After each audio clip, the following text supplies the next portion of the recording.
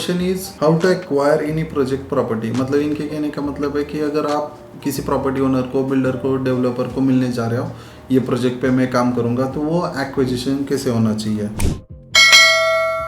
देखिए, सबसे पहले आपका एक प्रोफाइल बनाइए जिसपे आपने क्या क्या काम किया है, आपका कोर एक्सपर्टीज क्या है, कौन से प्रोजेक्ट पे काम किया है, वो कितना स्क्वायर फीट का था, सेलेबल कितना बेचा है, कब बेचा है, टाइम पीरियड कितना था, टिकट साइज क्या था, उस प्रॉपर्टी का रेंज क्या है, तो लोकेलिटी क्या है, ये सारा इनपुट्स आपके प्रोफाइल में होना चाहिए। एग्जाम्पल, मैंने 10 साल में 50 प्रोजेक्ट पे काम किया है, तो वो प्रोजेक्ट का टिकट साइज क्या था, डिलीवर्ड कब हुआ है, कितने दिन में मैंने वो माल बेचा है, कितना स्क्वायर फीट बेचा है, तो एक रिकॉर्ड बन जाता है अपना ट्रैक रिकॉर्ड, जहाँ पे बिल्डर को एक पेपर देखने के बाद समझ आता है कि ये बंदा कितने पानी में है, या इसका एक्सपर्टीज या लेवल ऑफ वर्किंग कितनी स्केल पे है, वो प्रोजेक्ट एक्वायर करने में हेल्प करता है। सेकेंड है आपका कमिटमेंट, मतलब आपने रिसर्च क्या किया है, स्वॉट एनालिसिस क्या किया है। मिलने से पहले you should do competitor analysis, कौन क्या रेट में बेच रहा है। You should have location, project, ticket size, demand, supply, इसका पूरा आइडिया होना चाहिए उस पर्टिकुलर प्रोजेक्ट रिलेटेड। जो भी कंपटीटर है, इमीडिएट कंपटीटर, उन्होंने एडवर्टीजमेंट के लिए कौन से सोर्सेस यूज किया है, वो क्या ऑफर कर रहे हैं, उनका डील्स क्या है, बोनस क्या है, बेस्ट ऑफर क्या दे रहे हैं, प्राइसिंग में निगोशिएशन क्या होगा, कॉस्ट शीट कैसे है, लेआउट क्या है, कितने साइज का रूम उन्होंने निकाला है, वगैरह वगैरह। ये सारा आपका दिमाग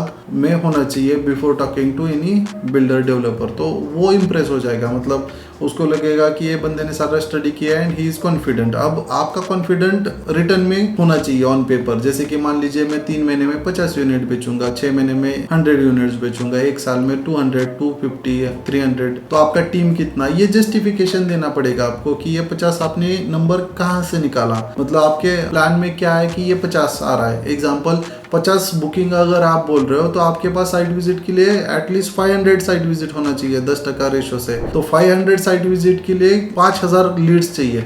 तो वो लीड्स कैसे जनरेट करोगे, या डिपेंड ऑन आपका कन्वर्जन रेशो, ये अलग हो सकता है नंबर, पर number of leads, number of site visit, number of conversion, ये सारा ट्रैक रिकॉर्ड होना चाहिए। ऐसे नहीं है कि मुझे लगा 50 हो जाएगा तो 50 हो जाएगा, और आपको पूछा 50 क्यों, 40 क्यों नहीं, या 100 क्यों नहीं है, तो आपको आंसर नहीं पता है। तो ऐसे ऊपर ऊपर बात करने पे आपको कोई प्रोजेक्ट नहीं देगा। You should do reverse engineering कि ये कैसे काम कर रहा है। 50 बुकिंग के लिए कितना साइट विजिट लगेगा, साइट विजिट के लिए कितना लीड्स लगेगा, लीड्स के लिए मुझे कौन सी एक्टिविटी लगेगा, उसके लिए टीम साइज कितना लगेगा, क्या एक्टिविटी मुझे कौन सा रिजल्ट दे सकता है, उसका कॉस्टिंग क्या है, उसका एक्सपेंसेस क्या है। एग्जांपल, मान लीजिए कि कोई टीम जाके प्रॉपर्टी एग्जीबिशन पे पार्टिसिपेट करने वाला है, तो वो प्रॉपर्टी एग्जीबिशन का कॉस्ट क्या है, वो स्टॉल का कॉस्टिंग क्या है। मान लीजिए 50,000 2 दिन का कॉस्ट है, तो वो 50,000 से कितना रिटर्न्स आएगा, न्यूज़पेपर से कितना रिटर्न्स आएगा, फेसबुक कैंपेन से आप क्या एक्सपेक्ट कर रहे हो, गूगल एड से क्या एक्सपेक्ट कर रहे हो, ऑर्गेनिक वे से आप कैसे प्रमोट कर रहे हो। तो ये सारा जस्टिफिकेशन आपको देना पड़ेगा।